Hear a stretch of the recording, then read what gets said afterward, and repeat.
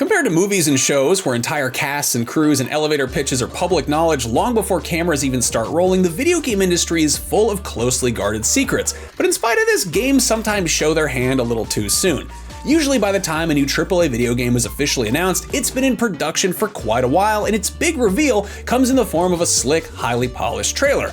Occasionally, the trailer jumps the gun a bit and players get excited only to wait years to play the game. And sometimes we get trailers for games that are then subsequently cancelled, indefinitely postponed, or stuck in development hell, or otherwise just never actually come out. So without further ado, and in no particular order, here are 15 awesome trailers for 15 games that might have been awesome if they'd ever actually been released.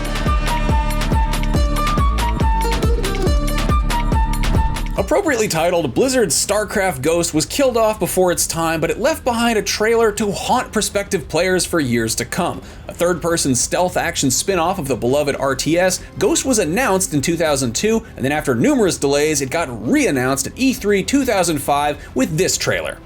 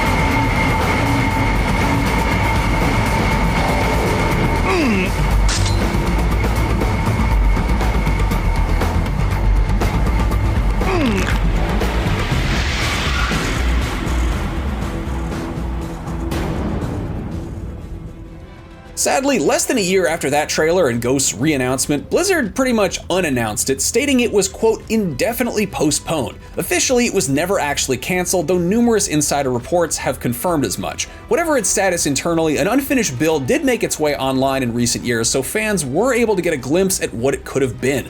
At this point, the name has some weight to it, so it's possible that someday we see a new third-person StarCraft spin-off, or a game just titled StarCraft Ghost capitalize on that, but until Ghost gets re-announced by Blizzard, it's safe to assume that this project has been laid to rest and moved on to the great beyond.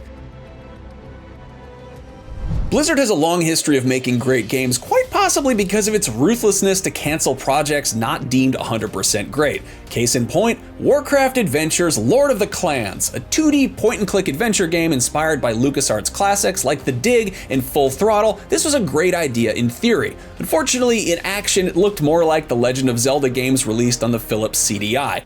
What happened? Nothing, Link. We were just about to have a feast. Largely because the same animation studio worked on both of them. But whatever, see for yourself. 3 great wars between the human alliance and the Orcish invaders have laid waste to the once proud realms of Azeroth. 22 years have passed since Blackmoor found the young Orcling. Secretly raising the Orcling within the confines of his prison fortress, Durnhold, Blackmoor planned to mold the Orcling into the perfect warrior. A warrior conditioned to human thinking, but with all the savagery of an Orcish heart. Victory to the Horde!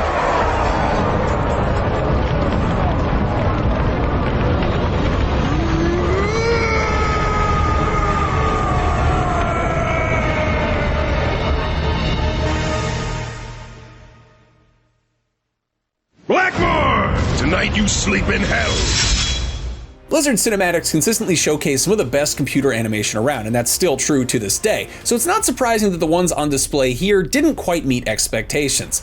Warcraft Adventures was set to be released a year after Warcraft 2, which was packed to the brim with state-of-the-art cutscenes that had been developed in-house, and those might show their age a bit more than hand-drawn stuff, but you can see why Blizzard might not want a Warcraft game that looked like a Saturday morning cartoon when they were trying to sell M-rated, edgy strategy stuff at the same time.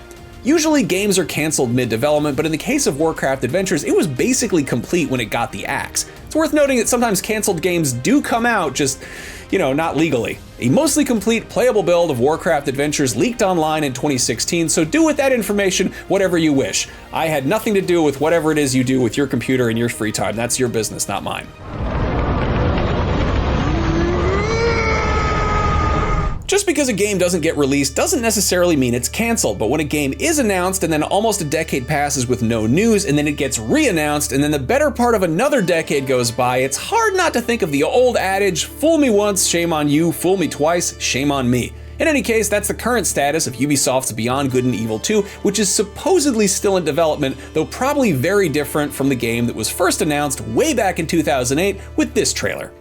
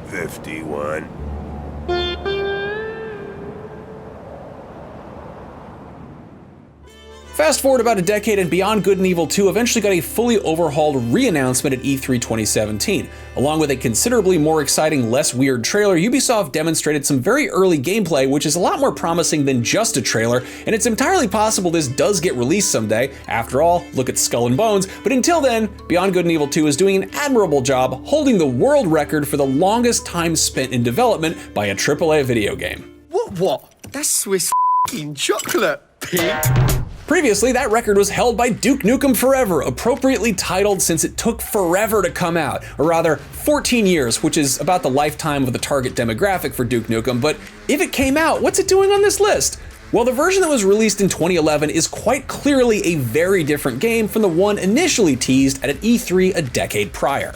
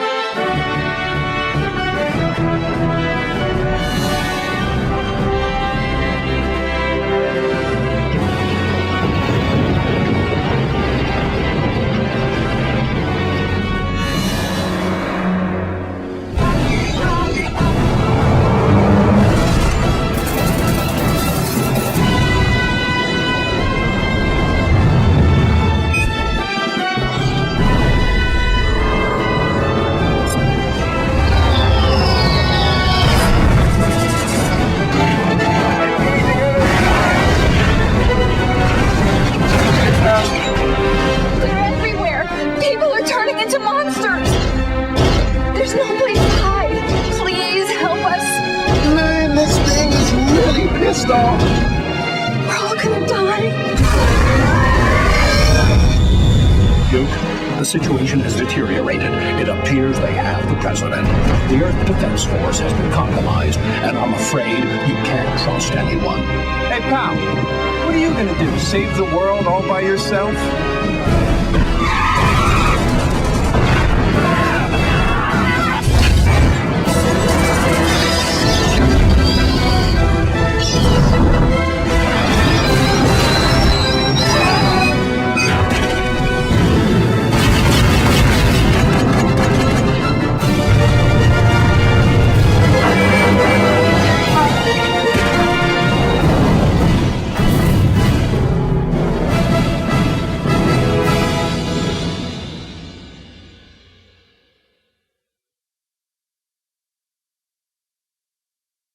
You think them sunglasses make you look cool or something?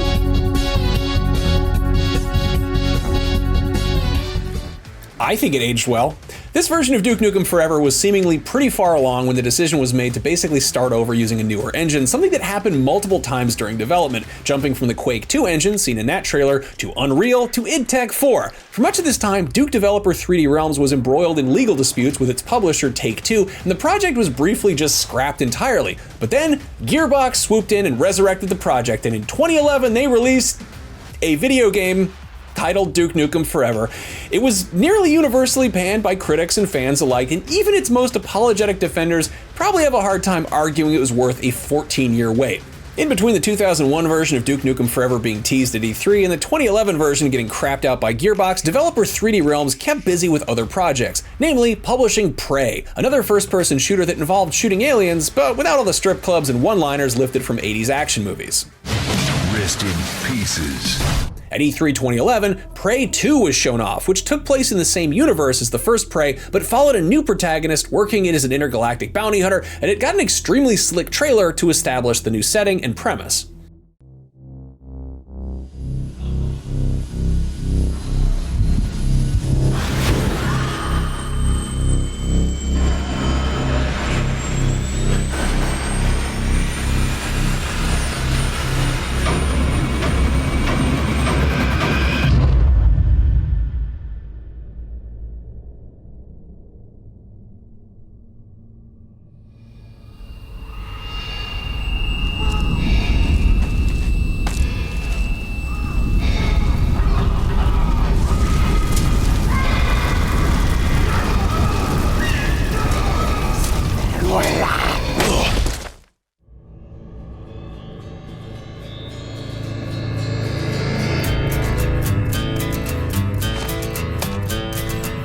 You wired me awake and hit me with a hand of broken nails.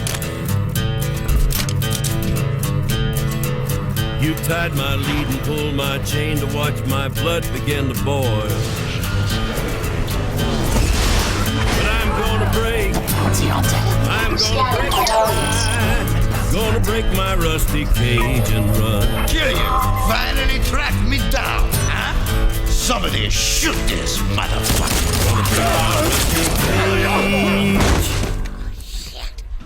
And run. Get out of my way!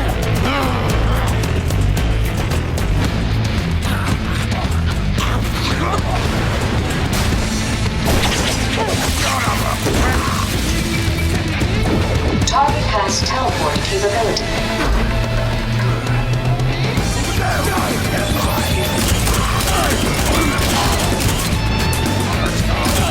He's right behind me! Kill this son of a bitch!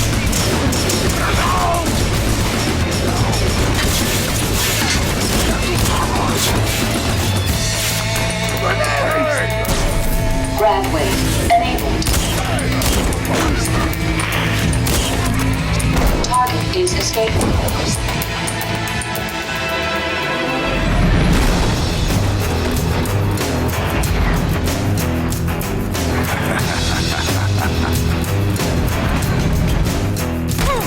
When the forest burns along the road. Capture device enabled. No more way! I pay double, triple! They're using Looking for their bones. and it's raining ice picks on your steel shore. Homing rockets enabled. I'm gonna break my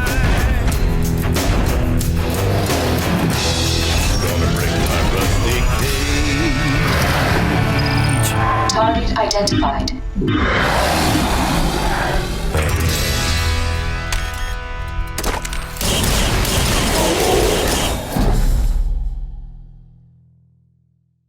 Despite clearly spending a lot of money on that trailer, not to mention demoing some awesome looking gameplay, that particular Prey sequel was ultimately scrapped by its publisher Bethesda. We did eventually get a second Prey game in the form of Arcane's 2017 first-person shooter, but it was clearly a very different game. And after Bethesda closed Arcane Austin in 2024, it's doubtful we'll be seeing Prey 3 or yet another spin on Prey 2 anytime soon. Kill you. Finally tracked me down, huh? Another game unveiled at E3 2011 was Overstrike. Developed by Insomniac Games and published by EA, this looked like a fun Saturday morning cartoon spin on shooters like G.I. Joe by way of Team Fortress 2 or The Incredibles with guns. But see for yourself. Overstrike Agent Post-Mission Psych Eval. Let's begin. State your name for the record, please. Hey, can I get some coffee in here? Black, 2 sugars. Dalton Brooks, Overstrike Agent Bravo 6 Tango. Clearance level 7. Headache level 9. Mr. Brooks, how would you describe yourself? Well, I like to think of myself as a people person.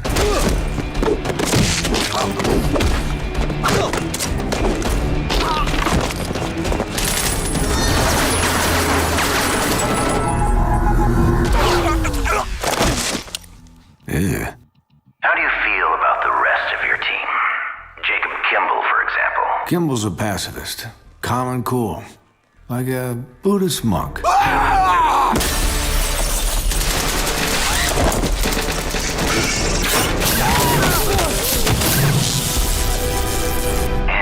Naya Devereaux. She's been accused of breaking protocol on more than one occasion. Huh, really? I've never seen her break protocol.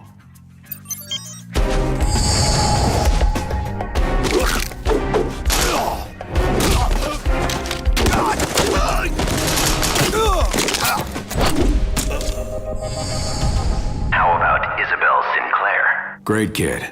Absolutely surgical in the field. Then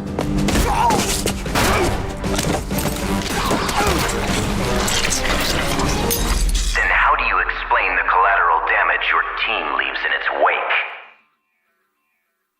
Enthusiasm? So a few years after this reveal, EA did publish a third-person shooter developed by Insomniac, but only after it had been rebranded Fuse. It featured the same characters from the original trailer, kind of. They were still members of an Overstrike team, but the cartoony tone of the reveal was overtly stricken from the record in favor of a forgettably gritty, quasi-realistic makeover. So does that count as the same game? And I guess follow-up question, was Blizzard taking notes while they were working on Overwatch? The 2006 PlayStation E3 press conference has gone down in infamy for a number of reasons. $599 US.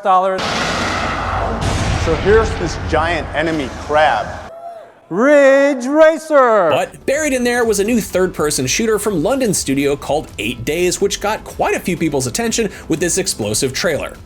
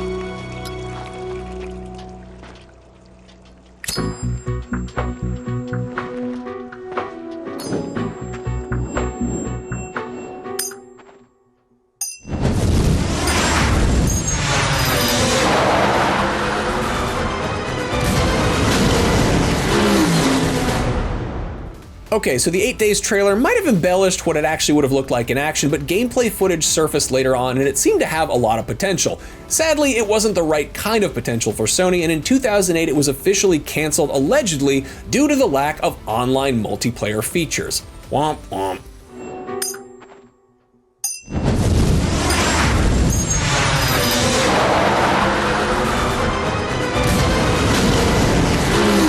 Another game shown off alongside a brand new PlayStation was Deep Down, which debuted alongside the PS4's big reveal back in 2013, and from the looks of things, it could have been Capcom's answers to Dark Souls. Check it out.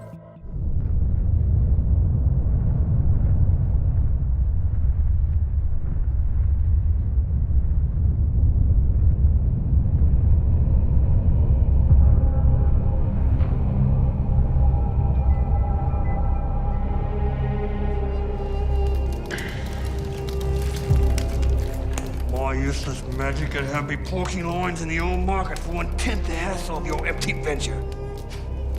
Why were you following him anyway? Let's find this bloody third gate.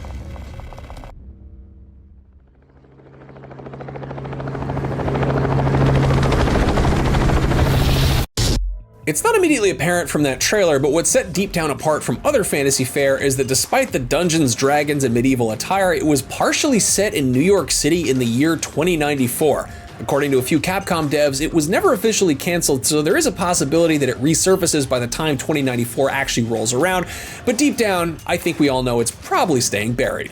Every time before a new job, always with the dreams.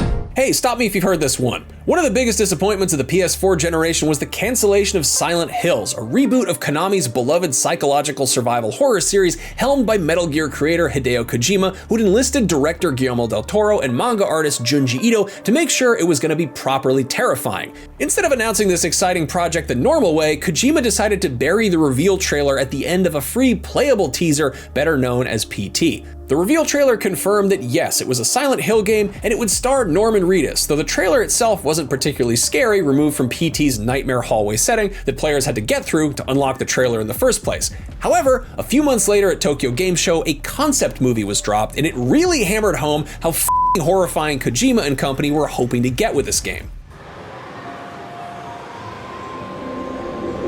コンセプトムービーと書いてありました。初公開です。これ初公開。公開するつもりもなかったんですけど。そうなんですね。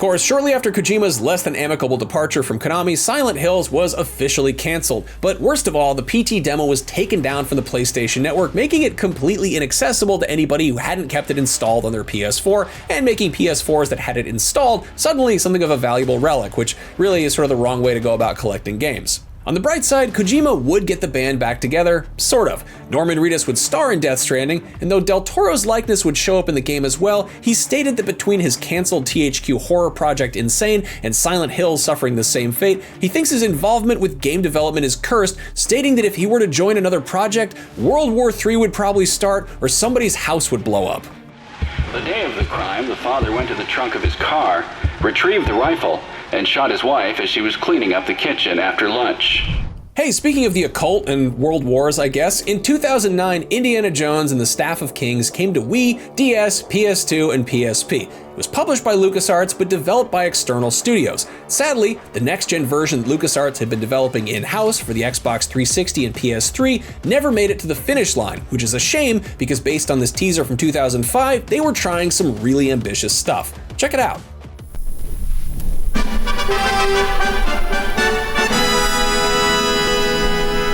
Dateline, Atlantic City. Talk about sweet. Miss Saltwater Taffy 1939 has been crowned on the boardwalk. Boys, meet Nancy Jo Hopkins. Ain't she a beaut? Yowza, yowza. Dateline, Europe. The Third Reich prepares for war. Hitler and his goose-stepping goons seem unstoppable. Will anything stand in their way? Undeterred, famed archaeologist Indiana Jones races ahead of the Nazi menace to save the treasures of antiquity. Another success for the good professor. Dateline the Presidio, San Francisco. Back on the home front, those artisans of electronic entertainment at LucasArts have been hard at work researching scientific advancements for the new generation of gaming consoles. Long entrusted with the name and likeness of Dr. Jones, these sultans of software have just announced a new invention called Euphoria. This newfangled biomechanical AI will give the world a never-before-seen game experience. With Euphoria, players will get a new surprise every time they press a button. As this rare color footage shows, these thugs are no match for the pugilistic pounding of our intrepid hero. Using this biomechanical AI breakthrough, you, the player, will be able to experience the same danger and excitement of the real Indiana Jones. Look how no two reactions are ever the same. Euphoria gives you that true next-generation experience. No canned animation here, sir. Every hit reaction is made fresh for you. It's called a simulation. Old Isaac Newton himself couldn't do it better. Watch as Indy sends these troublemakers on a short trip they won't soon forget. Of course, the good professor will always first offer his seat to a stranger.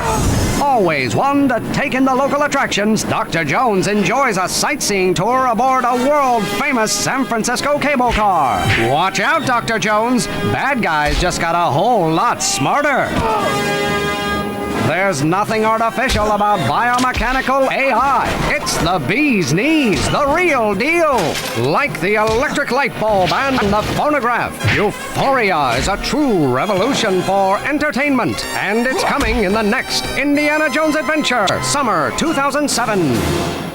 Luckily, the physics tech that LucasArts had been developing for Staff of Kings didn't totally go to waste. It was eventually implemented in The Force Unleashed and its sequel, two Star Wars games that actually came out, something that unfortunately is worth mentioning because a lot of Star Wars games don't actually come out. Old Isaac Newton himself couldn't do it better. Star Wars fans have gotten excited and disappointed by numerous video game projects that went the way of Alderaan over the years. There was Red Fly's Darth Maul game, Visceral's Project Ragtag, and Battlefronts 3 and 4. But it was the cancellation of Star Wars 1313 that was especially tough following its killer reveal at E3 2012.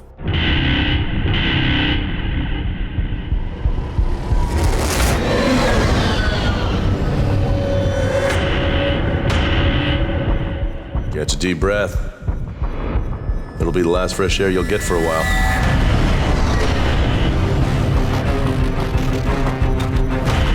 Cargo lane cleared for descent to level 1313. The rings aren't on, Coruscant. They're underneath it.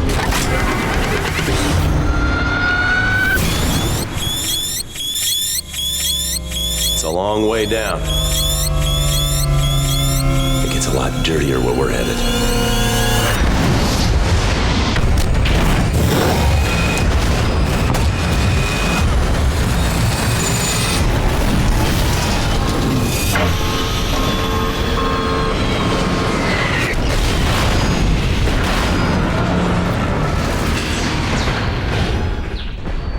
You've reached level 1313.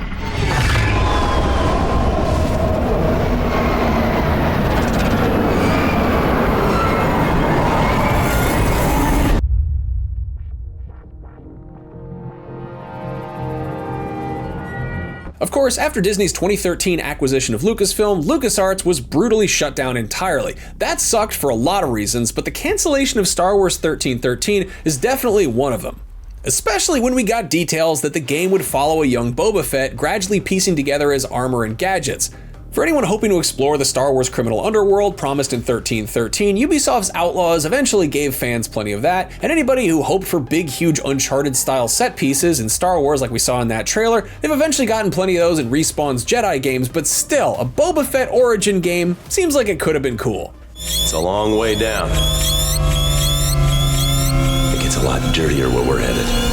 In terms of hit films from the 70s and early 80s getting modern video game adaptations, Star Wars has a pretty good track record, but in the mid-aughts there was a bizarre gold rush to gamify some other iconic movie properties from the period. Scarface, The Godfather, and The Warriors all got official movie tie-ins, albeit 20 years after the fact, but we almost got another one, Dirty Harry, which was revealed with this trailer.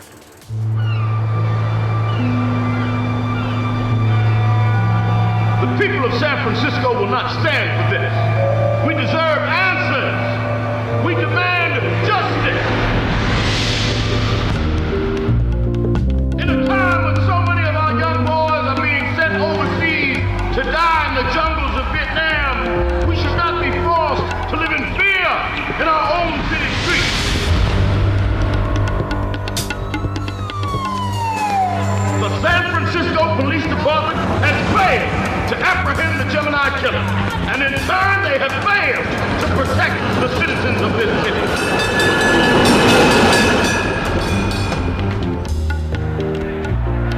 The time has come for the people of San Francisco to take matters into their own hands.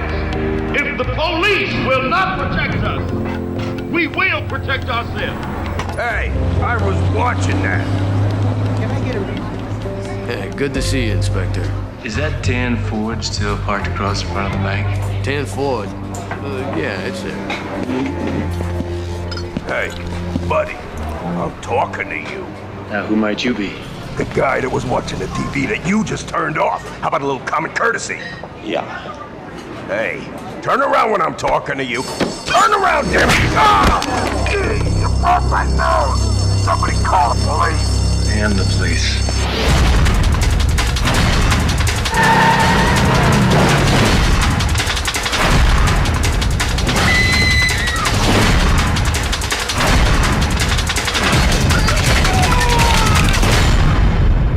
I know what you're thinking, punk. You're thinking, did he fire 6 shots or only 5? Now, to tell you the truth, I forgot myself in all this excitement. You've got to ask yourself a question. Do I feel lucky? Well, do you, punk? Unfortunately, this trailer doesn't actually say much about the game itself and wasn't even produced by the studio making the game, but farmed out to a third-party animation house. Clint Eastwood was attached to reprise the role in VO form, but it doesn't seem like the project ever even got to that point. The audio in that trailer was just ripped from the original film. Somebody call the police! And the police. But don't you worry, it's not just video games based on ancient movie licenses that have trouble getting off the ground. Video games based on ancient comic book properties have had their share of cancellations too. Back in 2006, when Marvel's movie licenses were chaotically scattered between different studios, there was some Marvel chaos in the video game department too. That's the name of the game, Marvel Chaos. Check it out.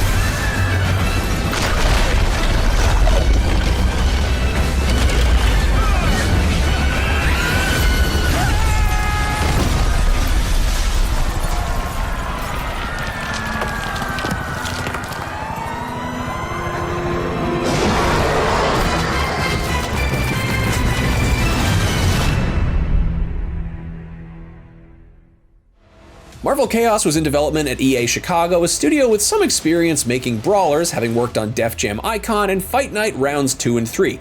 Sadly, EA shuttered the studio entirely. On the bright side, these days Marvel Rivals seem to have finally cracked the code for a multiplayer game where iconic comic book characters beat each other up for no reason. You know, without any Capcom characters in the mix. And wouldn't you know it, it only took them like 20 years. In the early days of the MCU, when Phase 1 was laying the groundwork for the Avengers, THQ was working on a game of their own starring Earth's mightiest heroes, set to release around the same time they were going to assemble on the big screen. The game never got an official announcement, but an internal trailer made its way online after THQ was snapped out of existence that gives a good idea how it would have played.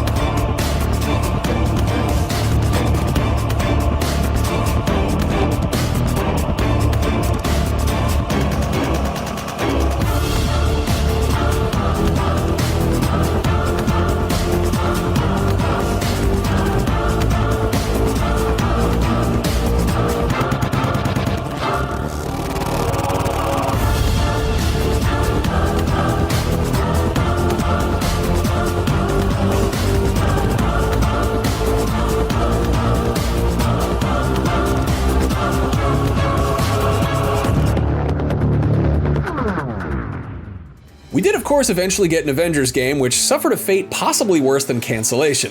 Much like THQ, Square Enix and Crystal Dynamics developed a non-MCU Avengers game but positioned its release to coincide with a major movie, namely Avengers Endgame. Unfortunately, Crystal Dynamics Avengers entered an endgame of its own. Despite ambitious plans for post-launch live service content, its underwhelming sales weren't quite enough to keep it online, so Square Enix ended support entirely and pulled it from digital storefronts 3 years after it launched. Sorry I'm late! DC's heroes have had their fair share of struggles breaking into the gaming space, and despite major victories with the Arkham and Injustice games, numerous members of the Justice League have had their games cancelled too. Though they never got proper announcements or reveals, we've seen leaked footage of Batman's Gotham by Gaslight game and the Superman project codenamed Blue Steel. But Monolith's Wonder Woman game, on the other hand, well, it got revealed more than 4 years ago and was officially cancelled while I was in the process of writing this video, so here's that trailer. My daughter, a new threat comes to our shores, and I must call you home. Restore what has been broken. Unite old enemies. Forge new bonds. You are a hero, but you can be more. you can be a leader.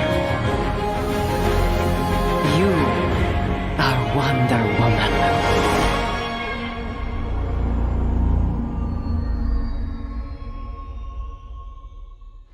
Insider reports claim that Monolith had planned to repurpose its Nemesis system to procedurally generate Amazonian allies for Wonder Woman instead of the orcish arch-enemies it had been conjuring up in Middle-earth Shadow of Mordor. But I guess making friends is harder than making enemies, even when they're procedurally generated. It's worth noting that WB Games definitely didn't make any friends by patenting the Nemesis system, which means that no other developer can use the tech until 2036 unless WB decides to loan it out.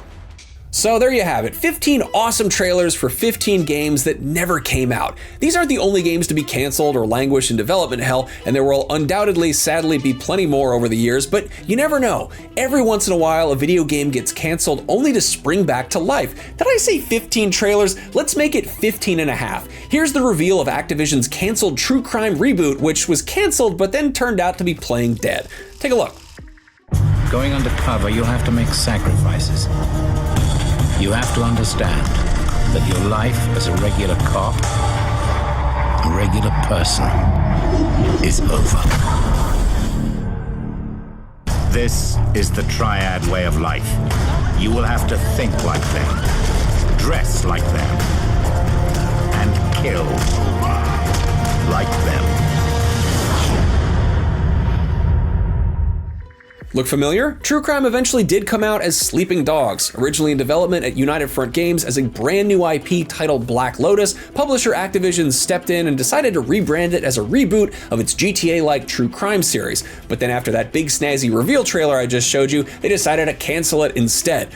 Thankfully, Square Enix swooped in and agreed to publish it under the cooler but probably not quite as marketable title, Sleeping Dogs, and it's a good thing they did because Sleeping Dogs is a phenomenal game that you should probably play and which is probably on sale right now. Sleeping Dogs launched in 2012 and shortly thereafter United Front Games began work on Sleeping Dogs 2, but Square Enix felt the first game had underperformed so that got cancelled. United Front Games unfortunately closed up shop a few years later and Sleeping Dogs was never heard from again. Until recently when Shang-Chi star Simu Liu announced that he was developing a feature film adaptation. What could possibly go wrong? If only there was some idiom about the dangers of disturbing an animal at rest for fear of unexpected consequences. But hey, if the Sleeping Dogs movie doesn't get canceled, maybe someday we'll get a Sleeping Dogs 2. And there you have it, 16 awesome trailers for games that were never released, at least not in an official legal capacity, that reflected how they looked in their trailers. Which of these games do you wish had come out, and which of these games are we probably better off not ever playing? Do you think Beyond Good and Evil 2 is ever going to get finished? Sound off in the comments deep down below, and for all the latest in video games, even the ones that don't ever come out, you're already in the right place, IGN.